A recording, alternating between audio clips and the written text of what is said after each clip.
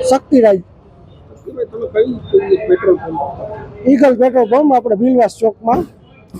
ખાસ કરીને પોલીસ કમિશનરે જાહેરનામું બહાર પાડ્યું છે, શું છે વિગત છે? જાહેરનામા પરિપત્ર કાલથી આવી ગયો, પણ અમલવારીમાં એવું છે સાહેબ કે આપણે નંબર પ્લેટ વગરની ગાડીમાં એમાં અમે મનાઈ તો કરી દઈએ, આપણે આપી નહીં. પણ કેટલા એવા માથાકૂટ વાળા આવે કે એક એક ગાડીએ માથાકૂટ કરવા દે, તો આપણે એક એક ગાડીએ પોલીસને ફોન તો કરવા ન દઈએ. એના માટે પોલીસને વ્યવસ્થા કંઈક કરવી પડે. અમે તો ના પાડી દઈએ હાલો, કસ્ટમર કર્મચારી માથાકૂટ કરે, આ તે લપ વધી જાય થોડી. બીજો તો કાંઈ વાંધો નથી, આમાં નિયમ સારો જ છે, આપણે સમજીએ, પણ આ જે કસ્ટમર સમજે નહીં ને એના માટે છે. અત્યારે તો અમે ચાલુ કરી દીધું, નંબર પ્લેટ વગરના આપતા નથી પેટ્રોલ, પણ છતાંય કોઈ એવા લપવાર આવે તો એ લપ વધી જાય કે ગાડીએ ફોન કરવા તો બેસાડી નહીં કોઈને.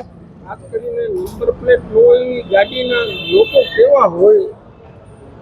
એ લોકો તમે સમજી જ જાઓ કેવા હોય, નંબર પ્લેટ ન રાખતા હોય એ માણસો કેવા હોય. એટલે એ સરકાર ને પોલીસને બહારથી જેને પકડવા જાય, પંપે તો એ લપ વધી જાય.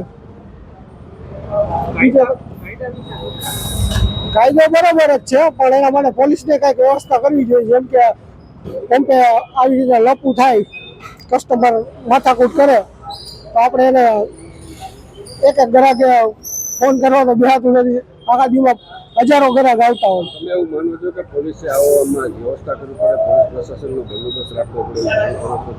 રાખવો જ પડે. થોડોક ટાઈમ એક એક પંપે આ રીતે એક એક પોલીસ વાળા દેવા પડે.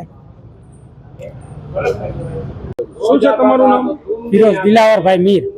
દિલાવરભાઈ, ખાસ કરીને પોલીસે કમિશનરે જાહેરનામું બહાર પાડ્યું છે કે નંબર પ્લેટ વગરની ગાડીમાં પેટ્રોલ નહીં આપવાનું. આ કેટલું યોગ્ય છે, એમાં ના નથી.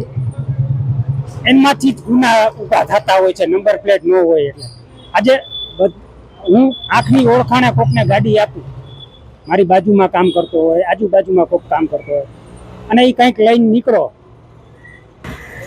ગુનો તો છે જ, નંબર પ્લેટ નથી એટલે.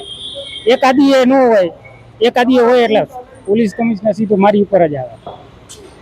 એટલે ગુનો બહુ મોટો છે આ નંબર પ્લેટ. ફિરોઝભાઈ આ જાહેરનામું બહાર પાડ્યું છે, ખરેખર સારું છે. સારું જ છે ને, પબ્લિક માટે સારું છે ને, સમજી ગયા? કોક આજે નંબર પ્લેટ વગરની ગાડી લઈને નીકળો હોય જે વ્યક્તિ, ચોરને તો આવું બધું વધારે ગમતું હોય છે.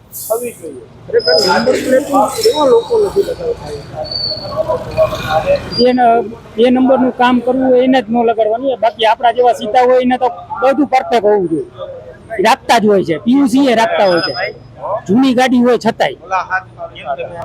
બરોબર, આજની તારીખે મારી પાસે પીયુસી, ઇન્સ્યોરન્સ બધું જ છે.